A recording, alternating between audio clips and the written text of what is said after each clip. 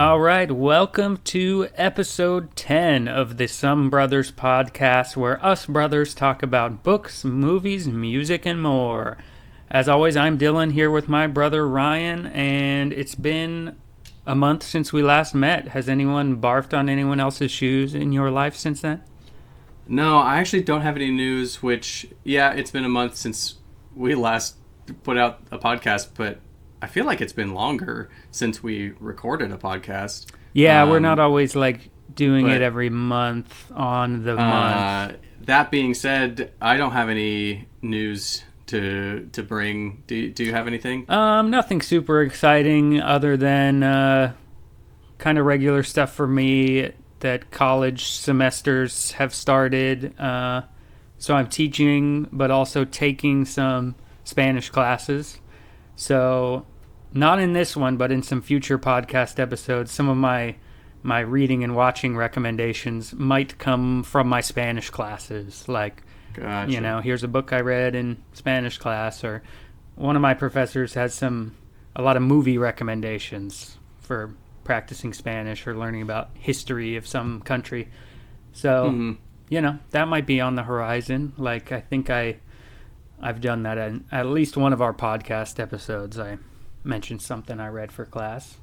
But on that note, if we don't have any other, barfing on shoes stories, we should get right into those recommendations. Have you been reading anything good lately you would recommend? I have, yeah.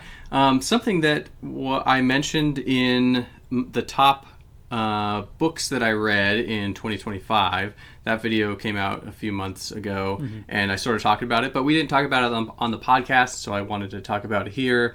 I read All of Us, which is Raymond Carver's collected poetry. And Raymond Carver is an author that we both were introduced to with his collection of short stories, What We Talk About When We Talk About Love.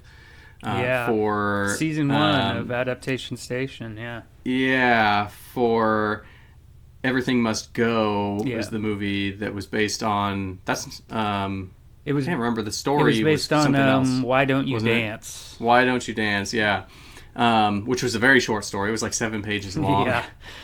Made into a movie with Will Ferrell. Will Ferrell in it. Yeah. We both also enjoyed the whole thing.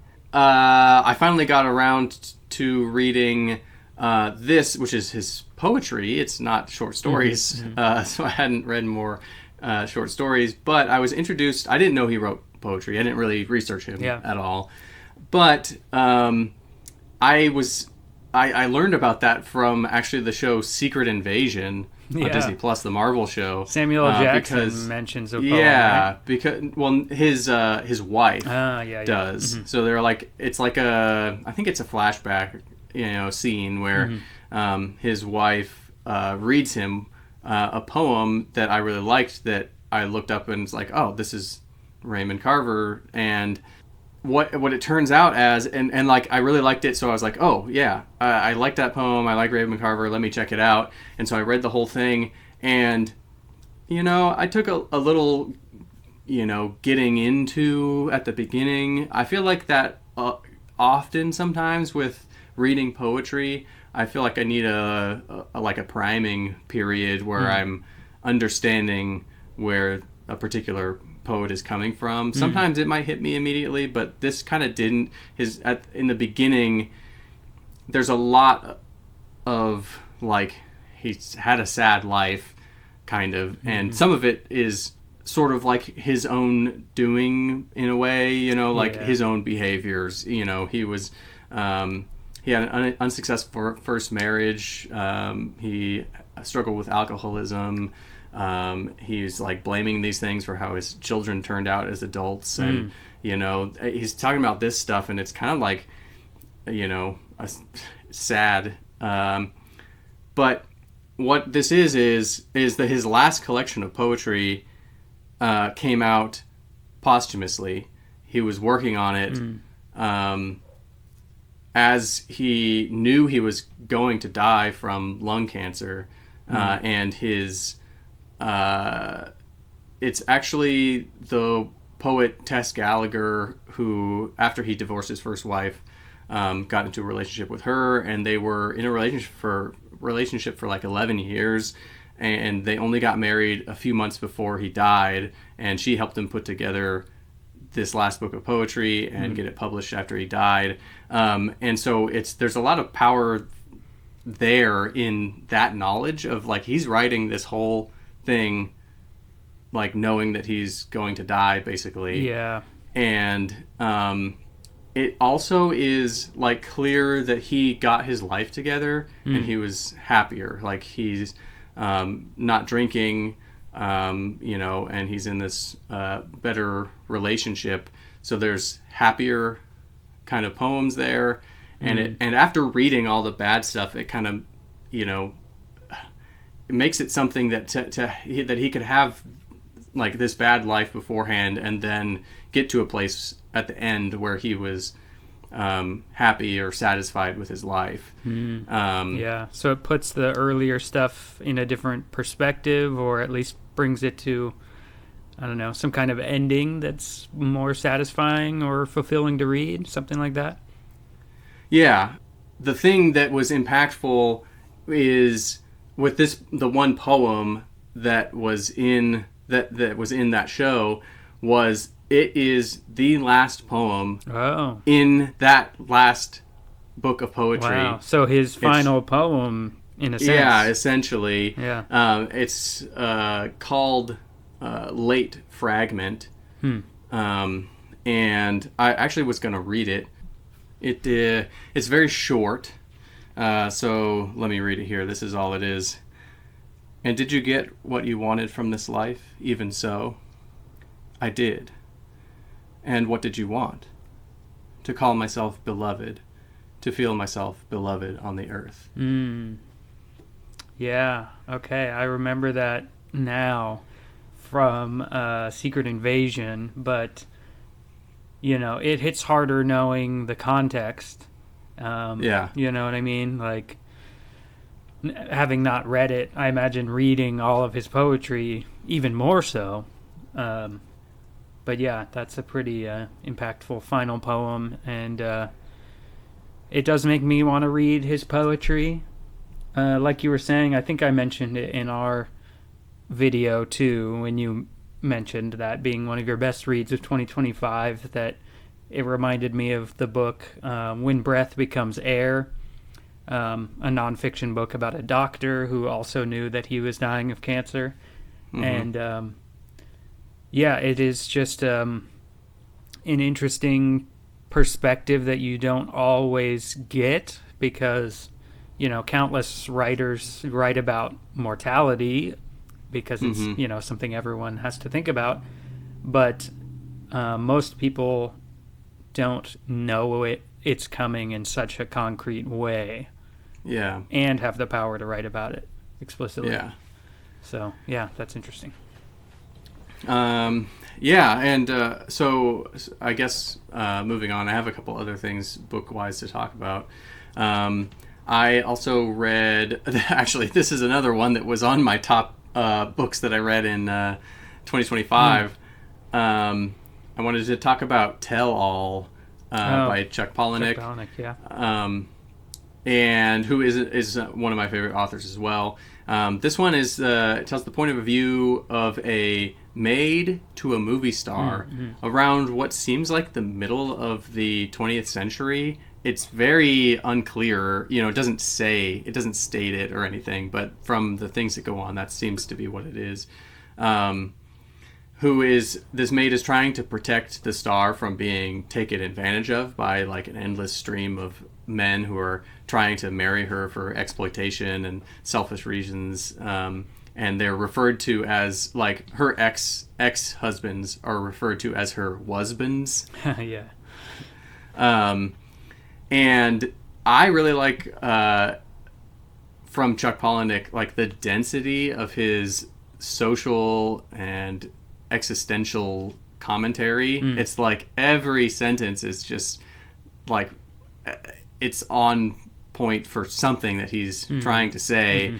and most of his books are fairly short, which I think it's good. It's like he tells his story, he gets everything in efficiently, and this one doesn't disappoint. I mean, I haven't even read Fight Club yet. That's his popular one, but I think I'm sort of avoiding it because I've seen the movie, so like I know. Yeah, it kind of makes it less interesting to go into it. Right? But I wanted to give my top 3 books so far of Chuck Palahniuk in no particular order. I don't know if I could really order these necessarily. Okay. It's this one. This one makes it. Tell All, Diary, and Damned. Okay, nice. So yeah, those are my top 3. You've been recommending some of his, and I haven't read Fight Club either, or any of those you've mentioned. The only one I read was Invisible Monsters years ago, kind of randomly, but my favorite band is Motion City Soundtrack, and they have a song. It was like a bonus song on the extended version of an album called Invisible Monsters.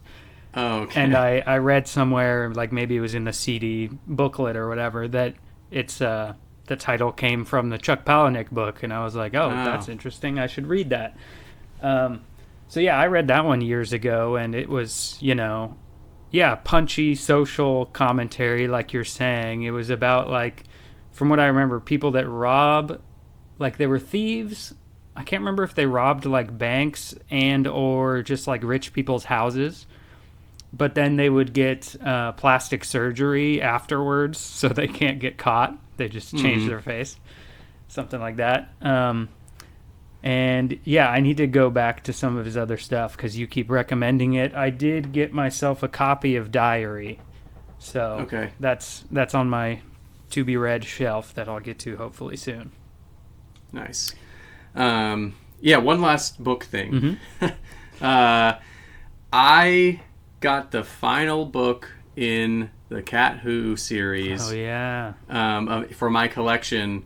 This is a series by Lillian Jackson Braun that she actually started in the 60s. Oh wow, I didn't know it was that old. But then continued. Yeah, there was like 3 books in the 3 books I think in the 60s, and then it kind of got popular enough like later, but with a break in between, and then she didn't start writing again this series until the 80s, and then wrote all the way up until the 2000s. Wow. When she died.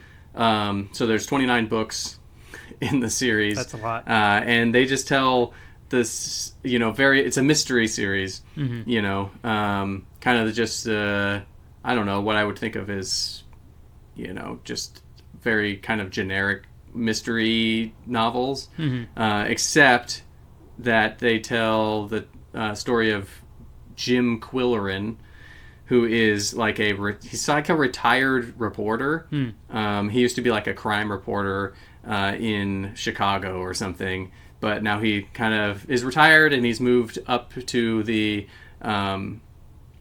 northeast of the United States, and he gets 2 cats in the first couple books, and these cats kind of help him solve the murders that happen. Like murders will happen somewhere in the town around him, and there's like small town drama stuff going on between people and weird stuff going on, and he has to figure it out, but the cats will give him little clues to help him solve it. So it's kind of fun in that way. It's a series that I read a lot of books from when I was in elementary school. It's not a kids series, but it's not like super grisly, but it's about like murders and stuff. And he's a handsome middle-aged man, so he's attracting all the ladies and stuff. So and he's got a big mustache. And his mustache will like tingle when he gets like a spidey senses suspicion. kind of thing. Yeah, he'll get a suspicion. And so that I finally got the last one that I didn't have. So my collection is complete, and I wanted to just read really fast what all the names of these books are, because I refer to it as the Cat Who series. It's always the Cat Who something. Okay. So the Cat Who Could Read Backwards, the Cat Who Ate Danish Modern, the Cat Who Turned On and Off, the Cat Who Saw Red, the Cat Who Played Brahms, the Cat Who Played Post Office, the Cat Who Knew Shakespeare, the Cat Who Sniffed Glue, the Cat Who Went Underground, the Cat Who Talked to Ghosts, the Cat Who Lived High, the Cat Who Knew a Cardinal, the Cat Who Moved a Mountain, the Cat Who Wasn't There, the Cat Who Went into the Closet, the Cat Who Came to Breakfast, the Cat Who Blew the Whistle, the Cat Who Said Cheese, the Cat Who Tailed a Thief, the Cat Who Sang for the Birds,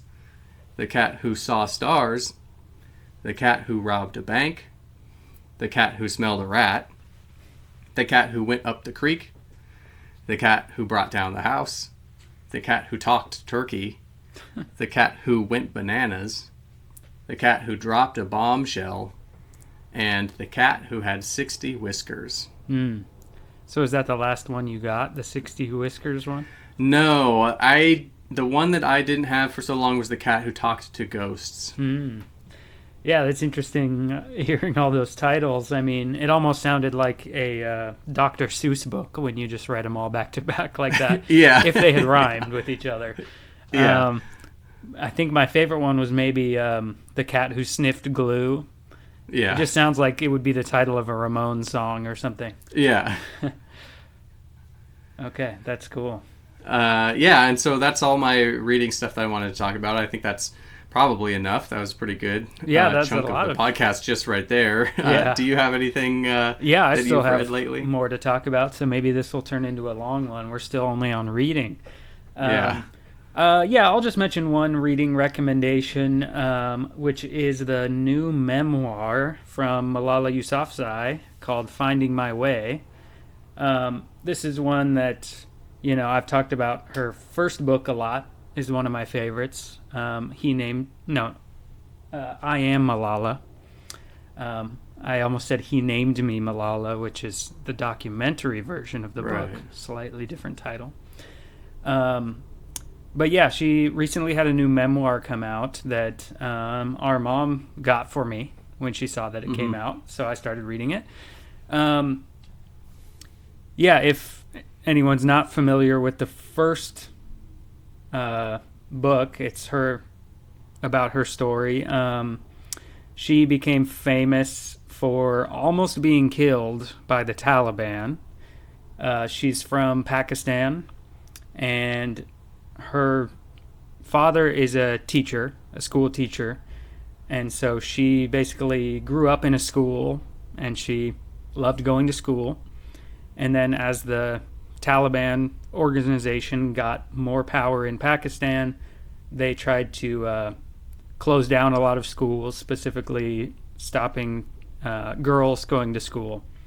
And Malala, from a very young age, was protesting against that by just continuing to go to school, but also speaking out publicly about it. So she got attention, and then the Taliban got onto a school bus one day and shot her, and somehow, miraculously, she survived because she was shot in the head, but it kind of, hit the upper part of her head. She had to be flown to a hospital, and they did that thing where, they take a chunk out of the skull so the brain can expand a little. Yeah, for swelling. And then they wait for it to go back down, and then they put the bone back in.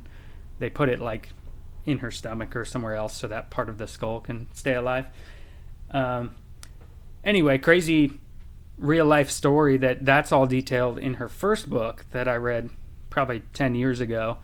That's all the history behind it, and then her story going through that. But her newest book, the memoir, Finding My Way, it's interesting because this one is just much more personal and like a regular person's memoir. Because the first book is written with a journalist and a historian, so it's very dense about like historical context and things like that. But this one was very clearly just written by her, and it's like, you know, she's still young, she's still in her 20s, but this book is like from where the other one left off. It talks about her, she had to leave Pakistan because of all the death threats and people trying to kill her and stuff. So she finished high school in England. And so it starts with just her like, oh, I want to try to fit in with people in high school, that kind of thing. Mm-hmm. And then it goes through to her starting college. She goes to Oxford. And so it's interesting because it's kind of like, in one sense, a typical just young girl's coming of age story, trying to fit in and find friends and stuff like that. But, you know, she has like bodyguards all the time, and people know who she is because she's famous. So it's like she's going to college orientation, and there's a big poster of her somewhere, and she's like trying to hide, like, I just want to be a regular person and, you know, see if I can make friends without the friends like already knowing stuff about me or like trying to become famous off me. And just like kind of goof off sometimes like any young person, but then it's like bodyguards are always there, and you know, her family, people back home, can hear about anything she does, and it becomes a big controversy. So I mean, I recommend her first book. That would it's one of my favorites, and it would give a lot of the context that makes reading her new memoir so impactful. But yeah, I wasn't sure what the new memoir would be like, but I think it's really good. It also goes into mental health a lot, because interestingly, in the first book, she talks about how she doesn't have much memory of being shot. Of course, that's the thing people always ask, like, you know, what was it like? Can you tell me every detail of how it happened? And she's like, I don't know. I went to school. I woke up in the hospital. It's like blanked out of memory, basically. Yeah. But in the new memoir, she talks about when memories started coming back of it, like PTSD of it, which is just an interesting thing about that the brain can do that, like totally block something out where you think there's no memory in there, but then eventually it can come back. So, yeah, interesting descriptions of that there in the book. And that's it for reading recommendations I wanted to give this time. Do you have any watching recommendations? Have you been watching any good movies or shows? Yeah, mostly shows. I have a couple. The first one is, and this is a little late, this isn't kind of a new one, The Mandalorian. Oh. Have you watched The Mandalorian? No, that's in the Star Wars universe, right? Yeah, it's the Star Wars universe. I watched the first two seasons when they came out, 2019 to 2020. Okay. And then there was a big gap, probably from COVID and you know, stuff like that. There was some strikes in there. I know, writers and actors strikes. Season 3 came out in 2023. And so I hadn't watched season 3, and my wife hadn't watched any of it, and she was reluctant to it. I would bring it up every once in a while, like, oh, maybe we watch The Mandalorian, and she's like, I don't know, Star Wars, I'm not really, you know. I kept pushing it because I thought that she would like it, because I liked it. I was never really like a huge Star Wars fan. Like, I watched the movies, but like, you know, I was never super into like the lore of anything. Yeah, you know, I was like, you know, I'll watch them because here they are, you know, but I'm not the biggest fan of it. The Mandalorian is good by itself, and so I would definitely recommend that to you. Do you still have Disney Plus? Yeah, I do have it right now. I was going to keep it at least until the new season of Daredevil comes out. So. Okay, right, yeah. It might be a good time to watch that maybe as well, because this year, in like May, I want to say, there's a movie coming out. A Mandalorian movie? Yeah. Oh, okay, yeah, that would be good. And so The Mandalorian, the big thing is what do you remember the Baby Yoda craze? Yeah, is that from several years ago? Mandalorian? That's from the Mandalorian. Okay, I was gonna say I remember that, but I don't remember it being in any of the movies. I just remember people talking about it. There's a bunch of toys everywhere. Yeah, Baby Yoda was a hit. Baby Yoda is, I mean, is why the show is good. You know what I mean? I mean, is he the Mandalorian like a main character is good. Yeah. Oh, and Mandalorian is a character? The Mandalorian is, a lot of people call him Mando, but Mandalorians are a people. They're not, it's more of like a creed than a race. They're people who belong to a religion, and their religion involves guns. So like they all wear armor that is you remember Boba Fett? Yeah. With his helmet and like he's got a jetpack and guns and stuff. Cool. That's their armor. That's Mandalorian armor. Oh, okay. And their religion involves their weapons and stuff like that. And they're from a planet called Mandalore. Interesting. I don't know why I haven't seen any of it, but in my head, just hearing the title, I thought it was like the name of a ship or something. Like they ride around in the so he's referred to as the Mandalorian because a lot of people, Mandalorians are like sort of in hiding, and their planet had basically been destroyed by the Empire.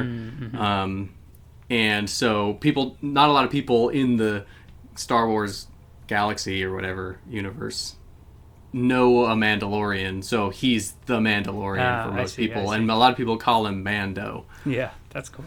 You know, interesting. But he's Din Djarin is his name. Din Djarin.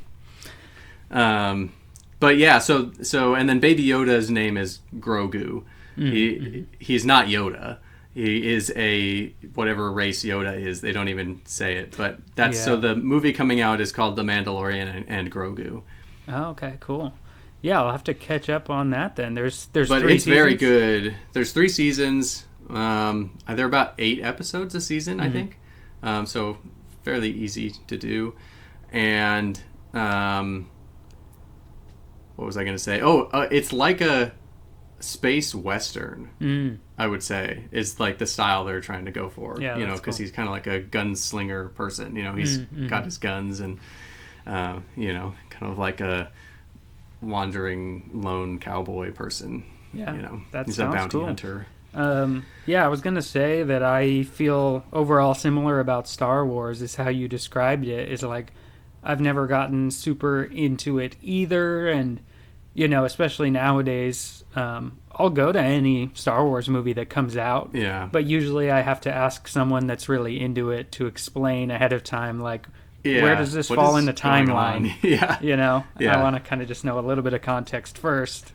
Because I have pretty much enjoyed any Star Wars movie I have seen. I mean, obviously the originals are before our time, but we watched them. Han Solo's cool in it. Very cool action.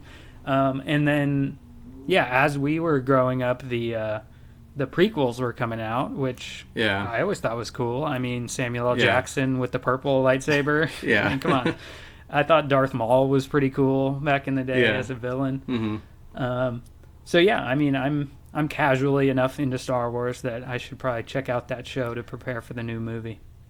Yeah, I would definitely recommend it. And like to give you an idea, you know, my wife was not, you know, into it. Was like, she's seen Star Wars, you know, the movies and stuff, same kind of thing, but was probably less into it than I was, and sounds like you were. But then, and obviously skeptical going into this, but then loved this so much that she's like, we have now almost watched the entire like first 6 episodes. We're watching them in release order. We watched, you know, so 4, 5, 6, right, are the original trilogy, and we've watched episode 1 and episode 2. Oh, wow. That's a lot. Because she wanted to watch like and get the context of like what was going on. So because the Mandalorian takes place after, like right after the original trilogy.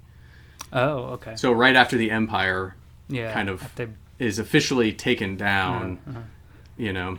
Cool. Yeah, that's interesting. So it doesn't have any of the characters from like the movies, or I don't know if that's a spoiler. Well, I don't want to necessarily spoil anything. Yeah, that's enough. You've sold it enough. I'll just check it out. Yeah. Okay. Then I wanted to get into my kind of watching recommendation. You have another thing one? that you... that might be a spoiler. We'll talk about this later. Once you... remember to talk to me after you've watched season 2 of The Mandalorian. Just take a note that there's something else that you have to watch that will give you some context before you watch season 3. Before season 3. Okay. Yeah. Interesting. Good to know. I think I have watched all the movies. But yeah, I'll keep that in mind. Yeah.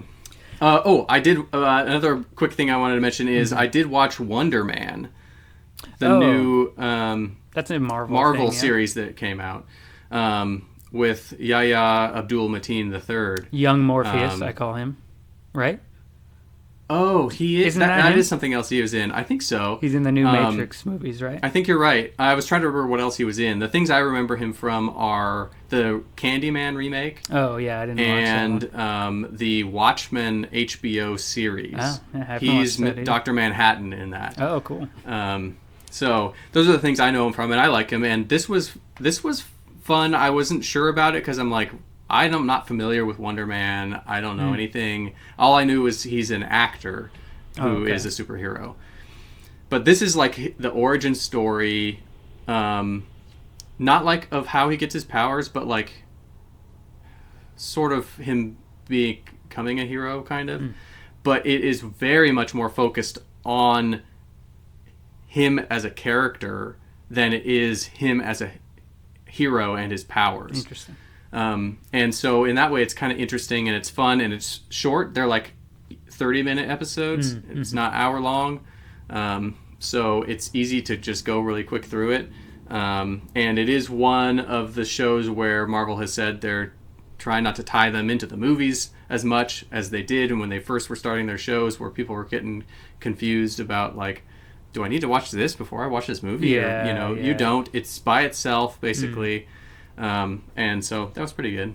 Cool. I'll have to check that one out too. That's another character I don't really know anything about. So yeah, could be fun going into it. I mean, there are some of my favorite Marvel movies and shows of more recently were characters that I didn't know about going into it, like Jessica Jones I hadn't heard of.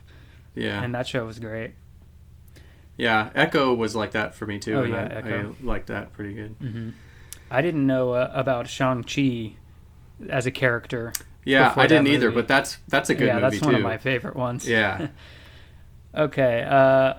As for my watching recommendation this time, I wanted to do something a little bit different and share a list that I put together. Okay. Because for anyone keeping up with our show, Adaptation Station, our episode this month is on the Stephen King novel Cell.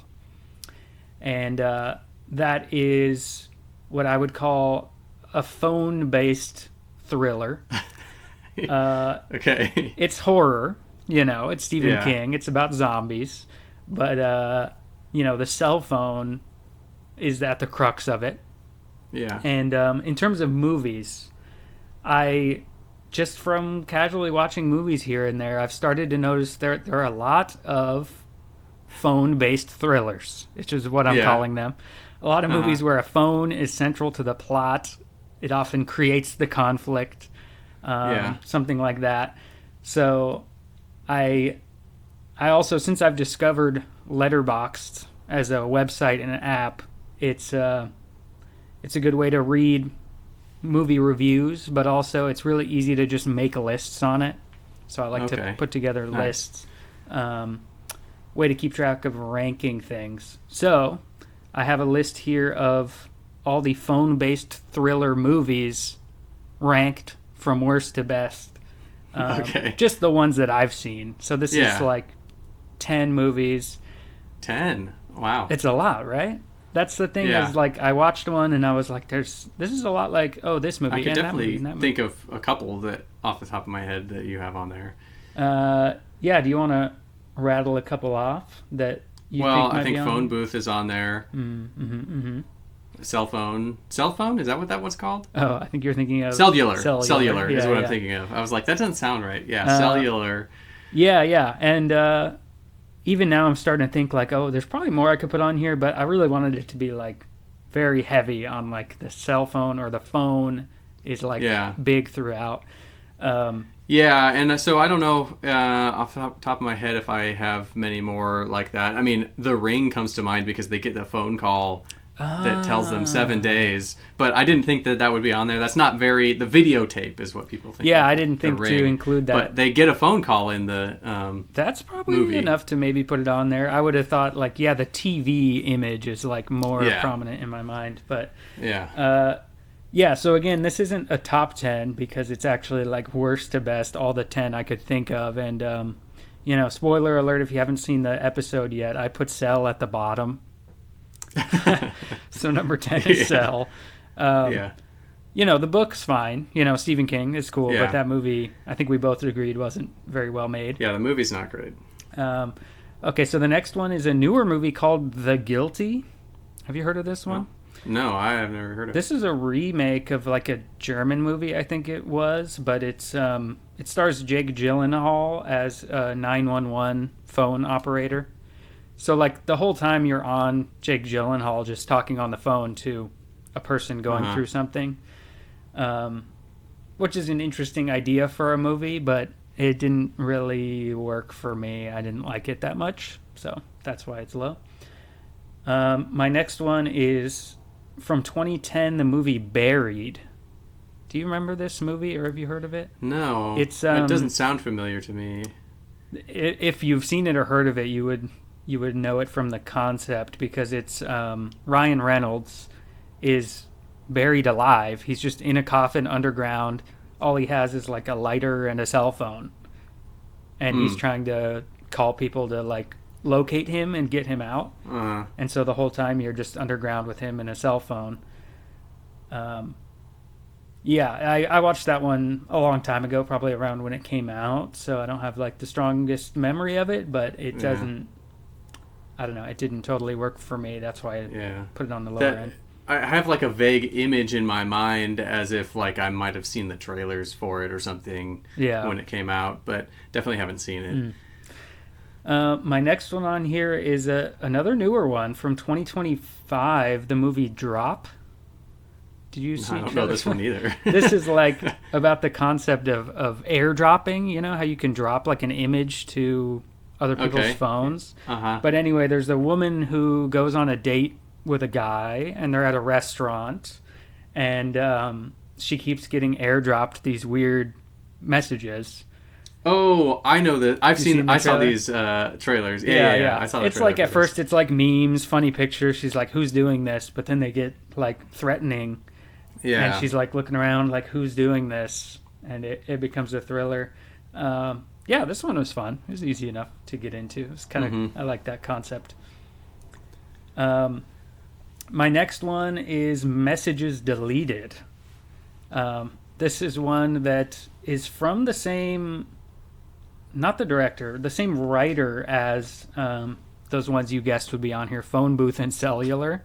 Okay. Those are both the same writer, and then this is like the last one in the trilogy, if you'd want to call it that. It stars Matthew Lillard, who you might know as Shaggy from live action Scooby-Doo. He plays like a writing professor who keeps getting phone calls, like random messages. He'll get them as a voicemail from seemingly random people, and he's like, oh, this was a mistake or a prank call or something. But then the person who called his voicemail ends up dead, like after they call him. And so seemingly he's being framed because like that's a piece of evidence. Right before they died, they called him. Right. Okay. So there's just this big mystery where he's like, what the heck is going on? Like, who's behind all this, and why me? That's interesting. Interesting concept. Didn't hit the same as the other ones for me, but it's still interesting, fun, twisty. Yeah. Little anecdote: Matthew Lillard has a recurring character in that TV show Bosch on Amazon Prime that is pretty good. I don't know. Yeah. I like Matthew Lillard. I like him in everything I've seen him in. He's in the movie SLC Punk, Salt Lake City Punk, where he gives a great performance. And then he was also in the TV show Good Girls as almost a main character, one of the husbands. So, yeah, shout out Matthew Lillard. I got to check out Bosch still. Okay, now we're breaking into my top 5 on the list, the top half here. The next one is called The Call. This is similar to the Jake Gyllenhaal one, but this is Halle Berry is a 911 operator. Okay. And to me, this one was more exciting because she also like gets off the phone and like there's more action of her like staying on the line, but she gets involved in like this one sounds chase. Sort of familiar. Yeah, this was from when was this from? 2013. Late 2010s. Yeah, early 2010s. Yeah, it also stars Abigail Breslin from Little Miss Sunshine. So yeah, that one was pretty good. Next one is from 2014 called Nonstop. This was in the post-Taken Liam Neeson thrillers. Okay. Yeah. So this is Liam Neeson on an airplane, and he's getting texts from someone that's like trying to blackmail him. Like, if you don't do this thing, that's familiar. I'm going to kill someone. This trailer also. Yeah. It's like I'm going to kill someone on the plane every 20 minutes or whatever it is, unless you do whatever. And so he's trying to figure out who's on the plane without causing a scene, without... Yeah. I might have seen this back then. This sounds more familiar. Like, I don't know if I fully, like, watched it, but it might have been on in the background one time. Because I remember more than I feel like was in the trailer of this movie. Yeah. I mean, pretty fun. Liam Neeson thrillers, they pretty much don't disappoint. Yeah. So, into my top 3, a newer one from 2024, I think I mentioned this when it came out, is the movie Carry On. This stars, what's his name? The guy from Kingsman, Taron Egerton. The main kid from Kingsman. He works for the TSA, like security at an airport. And as he's putting, the things through, he gets a little earbud that with the directions, like put in this earbud. Yeah. I've seen so many of these trailers, but almost none of these movies. I mean, they're all familiar to me, though. I recommended these upper ones. Like, so he puts in the earbud, and suddenly Jason Bateman's talking to him, right? And he's like, act normal, don't do anything. And, from there, it's similar to Nonstop, where it's like he has to follow this guy's directions or he's going to kill someone. Crazy stuff goes on.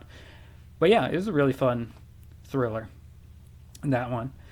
And then that gets into some other similar ones. My top 2 are Cellular and then Phone Booth. Those are 2 of my favorite thrillers of all time. I mean, Cellular has young Chris Evans picks up the phone because... this lady who's kidnapped by Jason Statham, all she has is like this broken phone that she just messes with the wires enough to call a random person. And it's Chris Evans, who's just like a, I don't know, jock guy that has to become the action hero. I like that one because it's a lot of on the move, a lot of like running around action. So it's the total opposite of Phone Booth, where he's stuck in one place. He's on the phone in the phone booth the whole time. The other one is he's on the cell phone running around the whole time. But still, to me, both of those movies are basically perfect. Yeah. I have another one that I thought of while you were going down the list that's not on your list, but is definitely a phone movie. The Black Phone. Oh, yeah. Yeah, I should definitely add that on there. I don't know where it would rank There's 2, obviously. Exactly, There's Black Phone and the Black Phone 2. I haven't seen the second one. Did you see the second one? No, I haven't watched the second one yet. It seems I didn't like weird. the first one enough to want to watch the second one. Yeah, I liked it, like, okay, but also, like, I mean, we read the short story, and that's another one where the short story's so short that, like, I was already surprised they made one full-length movie out of it. So how are they going to make a sequel? Well, it's just like now the movie's its own thing, and it's a sequel to the movie, and it has nothing to do with the story. Skeptical that the story they came up with is probably not going to be that good. But right. Yeah, I didn't think about that. Maybe because in my mind I'm like, oh, straight up horror. But yeah, I mean, so is Cell, and I put that on here. Yeah. Yeah. I'll have to add Black Phone somewhere ranked in the middle of those probably for me. And yeah, that we'll mention it more in a little bit, but I almost considered putting Taken on there also, just because the one iconic scene of him talking on the phone is like, everyone quotes that very particular set of skills. I will find you, I will kill you. It's true. Good luck. I'm like, okay, but the whole movie isn't based around phones. It's just like iconic phone scene. Yeah, that's the same with The Ring, though, which is why I was like, it's not quite, it's kind of like, it's not centered around the phone, and a very iconic thing happens with a phone, but that doesn't mean... Yeah, that would be a different list. Iconic phone scenes in movies ranked. Yeah. Okay, the last thing we normally do is listening. Do you have any like music recommendations, anything like that? Yeah, I do. I wanted to talk about, because I rarely have been listening to new music, and so finally I got around to listening to some new music that I meant to. Like, I'll hear a new song that I kind of like, and I'll like throw it on, like, I have this working playlist, like not working, but I just mean like it's in progress, ongoing playlist that to go back to, like, it's songs I like, but also like I'd like to maybe do a deeper dive on that artist that I heard one song from. So I have a couple of those that I finally got to. One is Winona Fighter is the band. Great name. And so I listened to the album. I think it's their only full album that they have from 2025. My Apologies to the Chef. And I had been meaning to get to listening to it based on the song that I had heard, which was Hams in a Glass. All caps. Interesting. Hams with 2 M's. Okay. This, I liked it. I liked the whole album. The style kind of reminds me of Paramore, but a little bit harder. Okay. It's like if Paramore was a little more into a little bit of a screamier punk type of vibe. You're definitely selling it to me. I mean, I love Paramore. I liked the band name right off rip. Yeah. So that was good. And then the other one I listened to was the band called Durry, Durry. They had a hit song from their 2023 album, Suburban Legend, which the song was called Who's Laughing Now? That was the song that I knew that got onto the playlist. I didn't listen to that album. I listened to their newest album for 2025 called This Movie Sucks. It was all right. They're kind of an interesting, seems like a mishmash. They're just doing whatever they want. They're not like a particular genre. It's like, seems like they have some influences from country and just like rock a little bit, but they have a interesting kind of sound that is like their own kind of thing. I don't know. I don't really know how to describe it. I don't think I'm always very good at describing musical genre stuff. Yeah. I'm not practiced at it or anything. I thought this album was kind of okay. I didn't necessarily expect to super like it, because this song, Who's Laughing Now, I didn't like as much as, say, Hams in a Glass. I really like Hams in a Glass, that song. So anyway, but it was a new one I listened to. It's all right. As far as like a new artist, I don't listen to that many, so I'd have to put them up in like a group of like, this is a new artist that I like, Cool. Yeah, that kind of a thing. So, what about you? What have you been listening to? Yeah, I'm also trying to keep my eye on some new music. I used to listen to a lot of new music, and like I feel like I fell off in some recent years where I always listened to some new albums that were like from artists on my radar, but that's just a goal I have for this year, is to listen to more new music that comes out, but also discover some older music that I haven't found. There's always old hidden gems too. So I did want to mention the new album from an artist that I've been a fan of for a while, and then some two older albums that I discovered.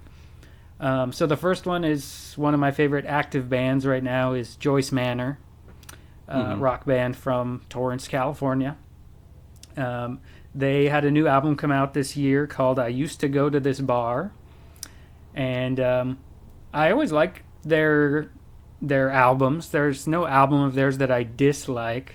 However, they have a habit of making some criminally short albums. Like this one. Oh, really? Yeah. Like 8 songs or something? This that one kind is, of thing? This one is 9 songs. They're also, kind of a punk band, so they're short. The album comes in at 19 minutes. Wow. Yeah, so that's pretty short. I'm like, that's technically an EP, right? That's I don't very know. short. That's like, those songs are like an average of like 2 minutes each? Yeah, it's because like some of them are like a minute and a half. Other ones are, maybe there's a couple that are 2 or 3 minutes. So yeah, this was like, at this point, if we did another like least favorite albums by our favorite artists, this might be my least favorite of theirs, because it's like their last album, 40 Ounces to Fresno. That album was also short, but I really liked it. It was like every song was great, so I'm like, I'd rather have a short album of great songs than like a long one with a lot of filler. And they don't have a permanent drummer in the band. It's like there's 3 main people, and then they get different drummers sometimes. Okay. So their last album, 40 Ounces to Fresno, had Tony Thaxton from Motion City Soundtrack as the drummer on it. So even though that one was short, I was like, this is incredible. It's like, that's a super group in my mind kind of thing, where I'm like, oh, that's awesome.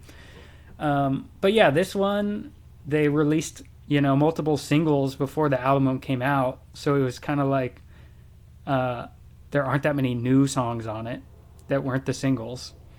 And so it's like, it has a few songs that I really like. The other ones are like, okay. And then it's like not even 20 minutes. So I'm like, it's just kind of not much there. Anyways, two other ones that I discovered is one, I'll go backwards in time. One of them is from the 90s, is an album called Depende, like depends, by a band from Spain called Jarabe de Palo.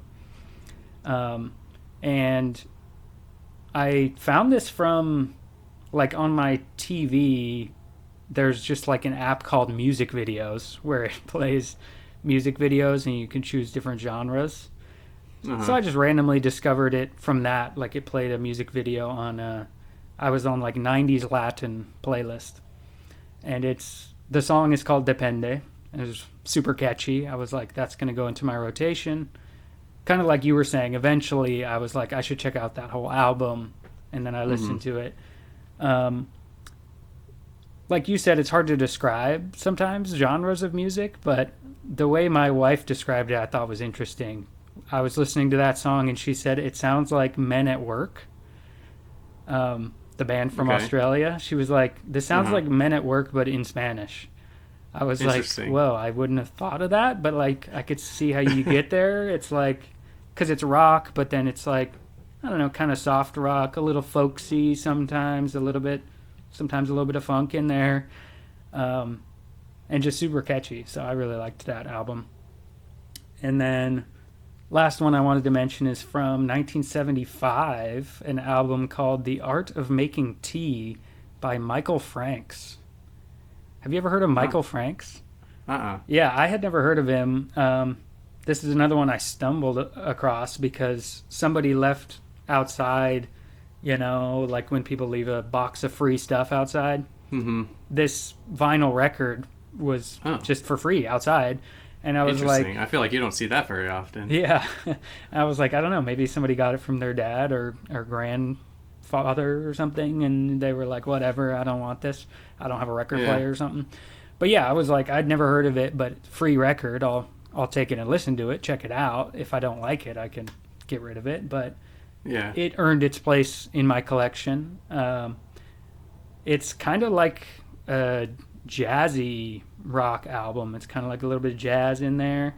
And to recommend one song that's been stuck in my head from it is a song called Monkey See, Monkey Do. Okay. It's just like really catchy, and the chorus is like, love is monkey see, monkey do. That's all it is, peaches. Very like smooth jazz. Do, stuff like that. Sounds very 70s. Yeah. Yeah. So it's pretty cool. It makes me want to check out more Michael Franks stuff. Someone I had never even heard of. Okay, so nice. That's actually through our recommendations. Do you have other ones? I want to try to make this an ongoing staple of our recommendations, the playing segment. Oh, yeah. So I have been playing a little bit more video games of late, and what I have been playing is Call of Duty Black Ops 7. Call of Duty has become nostalgic to me.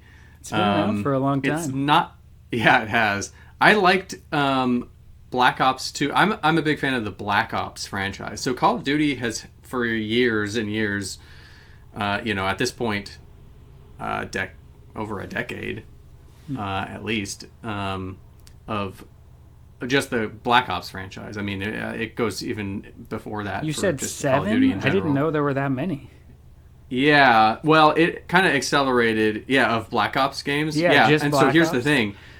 A Call of Duty game, we're at the point where a Call of Duty game comes out every single year. It's like, and they have multiple, because they have multiple studios working on them at the same time. Oh, I see. I don't know, I'm not up on the news of it, but like in the like what I might refer to as the heyday of Call of Duty popularity, which is maybe like early to mid 2010s, they had 3 different studios working on them, and they would alternate. So really each studio is making one every 3 years, but what you get is one every single year. And so like one studio would make the Black Ops franchise, one of them would make the Modern Warfare franchise, and one of them would make, they got a little mixed up. I was looking at it on Wikipedia the other day. They get a little mixed up as of late with who does what kind of thing and when they're released. And the reason we're on Black Ops 7 now is because a couple things happened. They were in that, like, each studio every year, 1, 2, 3, 1, 2, 3, for like maybe 2 good cycles. And then one of them fell behind, and so the Black Ops studio released one a little bit earlier, 1 year early, instead, to take the place of that one. And then what just happened, I think, if I remember correctly, is they have done 2 Black Ops back to back now. They did 6 and then 7 with no other different Call of Duty in between, I think.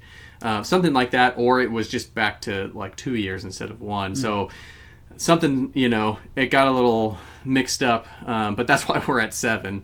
The last Black Ops game that I played was Black Ops Cold War, which is the 5th one. I liked Black Ops 2 back in the day on Xbox, but didn't play it a whole lot. And I played a lot of Black Ops 4 around 2016, 2018 range. And I really liked that one a lot. That's still what I would say is my favorite. It had a little bit more what I would call like arcadey type gameplay, where it wasn't just the straight up shooting. You would like earn an ultimate. What it was doing was trying to mimic other games at the time, like Overwatch.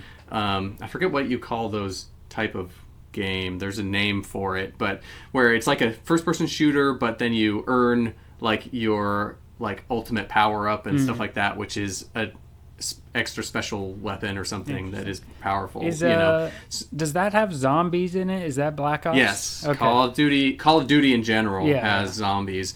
The state of Call of Duty right now is interesting, is that you have just the Call of Duty launcher, like you have the game, you open up and you purchase the different games or whatever that you play from within this the Call of Duty launcher. Okay. And so you can install just like Call of Duty Black Ops 7 multiplayer, and then or just zombies. And they also have their Warzone, which is their massive online.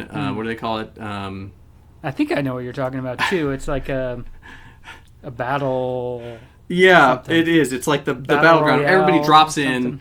Yes, that's it. Battle Royale. Gosh, okay. I couldn't find that name because I haven't played one. I'm not a big fan of that on Warzone. I played a lot of PUBG. It's too hard for me. I'm not good enough to play a game where you drop in, you spend 20 minutes collecting stuff just to die the first person that finds you, because I'm not good enough. I need to play the ADHD game where I'm respawning in 2 seconds after I die, and that kind of a thing. So that's what I like, but it's kind of interesting. What I like about it, I like to really do the grind of unlocking weapon camos, and it hits the same like progression itch for me as RPGs like I do this thing enough time, and then I unlock this thing, and I unlock that thing. That's a good way to keep you going. Yeah, giving you new stuff. Yeah, it just gives me something to do, and then the gameplay itself is enough to keep me like engaged, and I can play it for a short period of time. I can play like one round or something. It's like 10 minutes or something, and I'm done.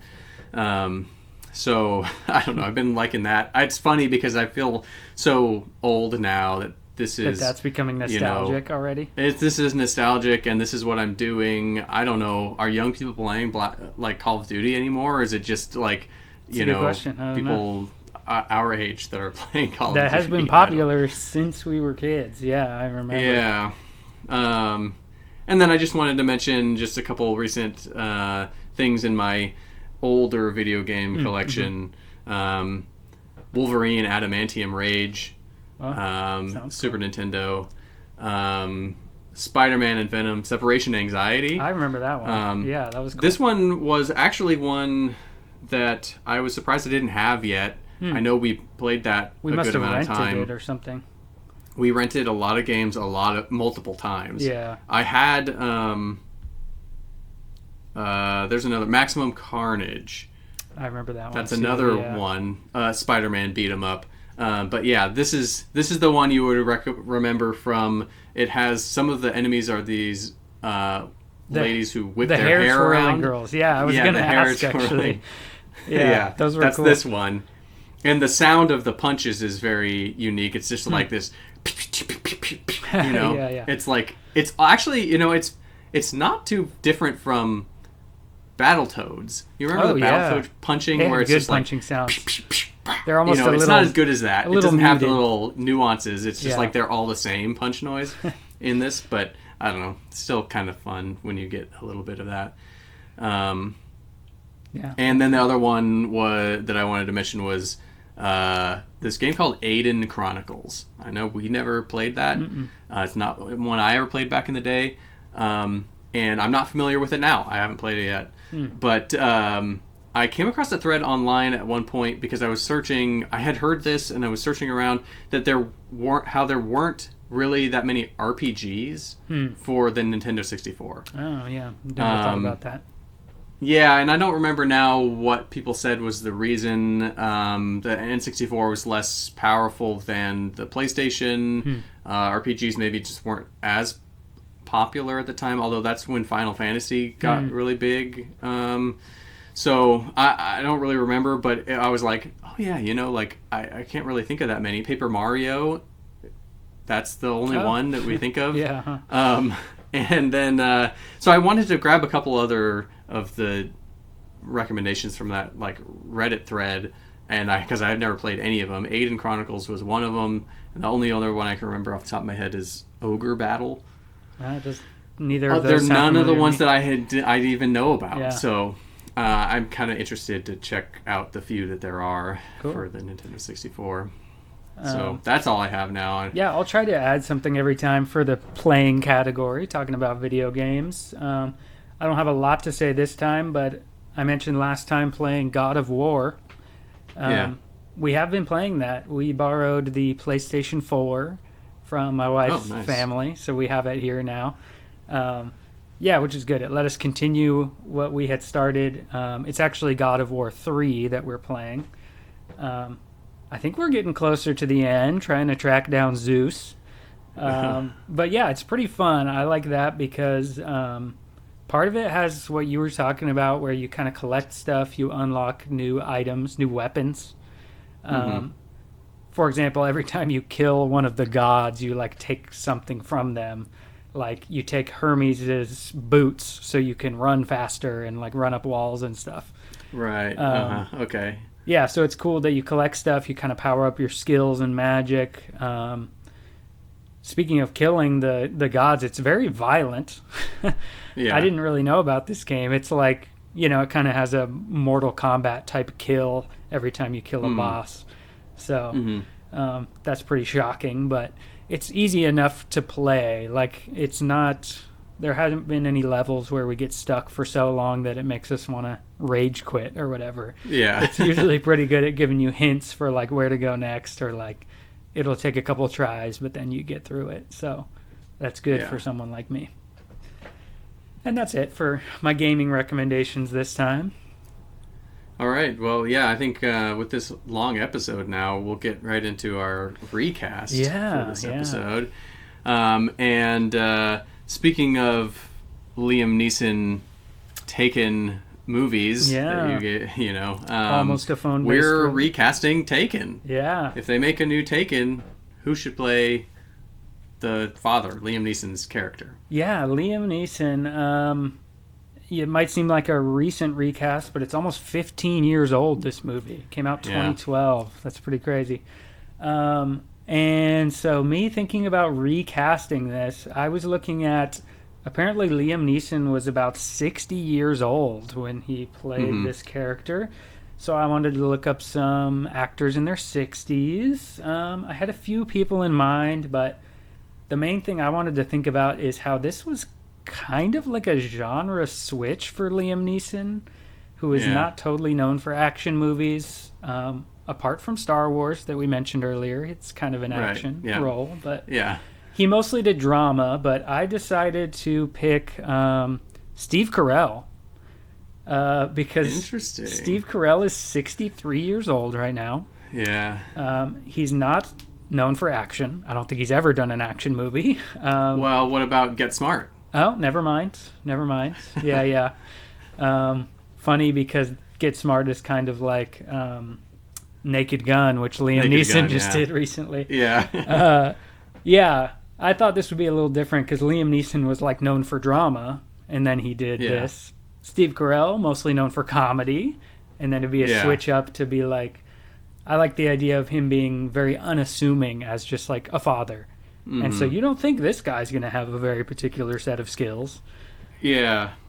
So that's my pick, Steve Carell. That's interesting because that's along the lines of a way that something I was starting to think about, but I felt I was getting too far into the realm of Nobody. Have you watched those movies? No, but I've heard of it. Bob Odenkirk? Yeah, Bob Odenkirk. I watched the first one. I really liked it. I should see the second one. I'll have to check it out. Because I've heard it is good as well. But it's kind of like that, where he's supposed to be this unassuming dad, but then he has this CIA past or something, and so he can do all this stuff. And so I felt like I was, because I've seen that movie, I was like getting too much into that realm.